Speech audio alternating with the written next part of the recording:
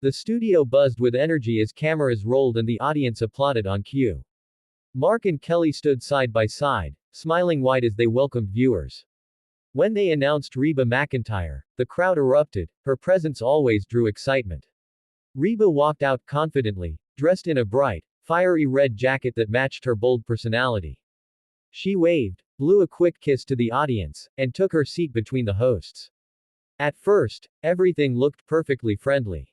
Kelly leaned forward, her voice light. "Reba, we're so excited to have you here today."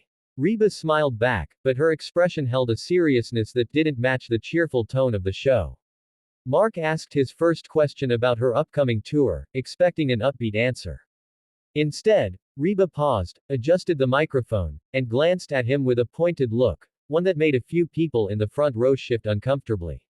The air in the studio changed, just slightly, as if everyone felt something brewing beneath the polite smiles. Reba leaned closer in her chair, her boot tapping lightly against the studio floor.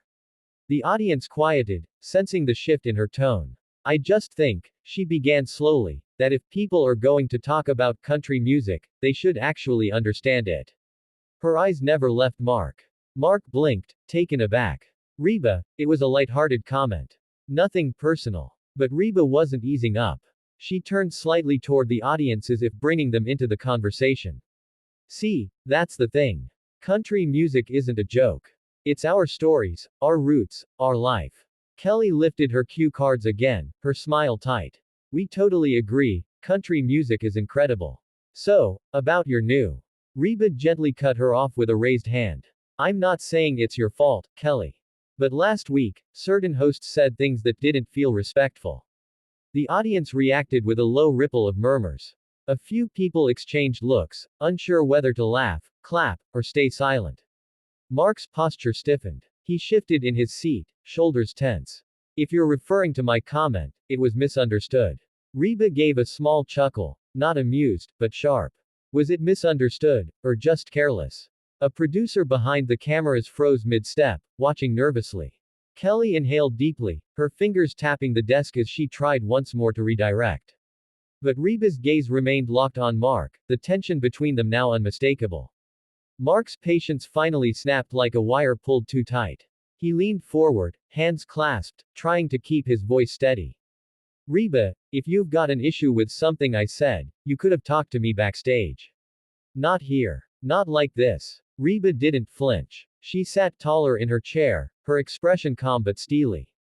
"I tried being polite about it," she said. "But when people disrespect the genre I've worked my whole life to protect, I won't just smile and nod." Kelly pushed back her chair and rose to her feet, the tension too thick to manage while sitting. Okay, this is getting way too intense," she said quickly, her hands raised as if to physically push the emotions down. Her voice wavered between frustration and disbelief. "Reba, we didn't invite you here to fight." Reba's eyes softened for a moment but the edge in her tone stayed. "I'm not here to fight. I'm here to tell the truth. And sometimes the truth stings." Mark's jaw tightened. He looked away, breathing slowly, trying to keep control.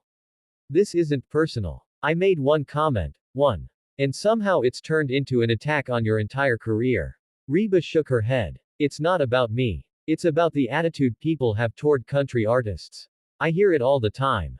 And when it comes from fellow entertainers, it hits different." The audience was completely silent now, eyes darting between the three of them like watching a volcano about to erupt.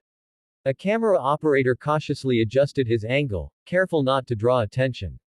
Kelly's face reddened with rising stress as she stepped around her desk, ready to intervene again. But Reba spoke before she could finish. The moment hung in the air, heavy and unstable. The instant the show cut to commercial break, the bright studio smiles vanished. The lights dimmed slightly, and crew members rushed onto the stage, whispering urgently through their headsets. Kelly turned toward Reba, her expression sharp, exhaustion and frustration finally breaking through her professionalism. "Reba, this isn't how we do things here," Kelly said, voice firm but shaking slightly. "You blindsided us. This whole segment is falling apart." Reba stood up slowly, brushing off her jacket, her face still calm but her eyes burning with conviction. "I spoke from the heart. If that shakes your show, maybe you needed shaking." Mark rose too, stepping closer, his brows knitted. Reba, come on. You turned a small comment into a national lecture. We tried to keep things respectful. A stage manager approached nervously, glancing between them. Guys, we're back in 20 seconds. We need to decide. Kelly didn't take her eyes off Reba. I think it's best if we end this segment now, she said coldly. We can't go back on air like this.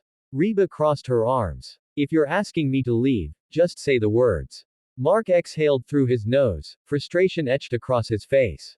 Maybe it is better if you step off the set for now. Crew members watched in frozen silence as the tension grew heavier, almost visible in the air. A couple of security staff moved discreetly closer, unsure if they'd be needed. Reba tilted her head, giving a small, incredulous smile. Wow. That's how we're doing this. The countdown from the stage manager began. 10 seconds. 9, 8. The stage felt like a pressure cooker ready to burst. As the stage manager's countdown faded behind them, the show returned from commercial. But the cameras no longer pointed toward the guest chairs. Reba's seat sat empty, glaringly obvious to the audience both in studio and at home. Mark and Kelly stood at opposite sides of the desk, avoiding each other's eyes as producers signaled frantically from behind the lenses. Backstage, Reba walked swiftly down the narrow hallway, her boots striking the floor with steady, echoing steps.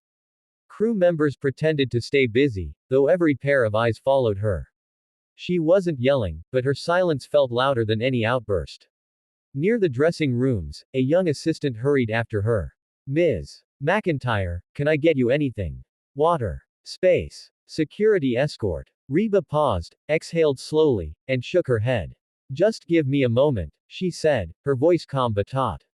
Meanwhile, back on stage, Kelly forced a tight smile as she addressed the audience. The teleprompter scrolled, but she barely looked at it. Mark stood beside her, one hand still pressed on the desk, the knuckles white. They tried to continue the show as if nothing had happened, but every sentence felt hollow. In the control room, producers spoke over each other. Do we cut to a cooking segment? No, the chef's not ready. Someone check if Reba's leaving the building. Keep cameras tight, don't show the empty chair. The atmosphere was chaotic, buzzing with uncertainty and rising embarrassment. Backstage, Reba finally reached the door leading toward the exit. She paused, gripping the handle, her jaw set. A security guard stepped forward, unsure whether to open the door for her or wait for instructions. She didn't move yet. She just stood there, breathing, gathering herself.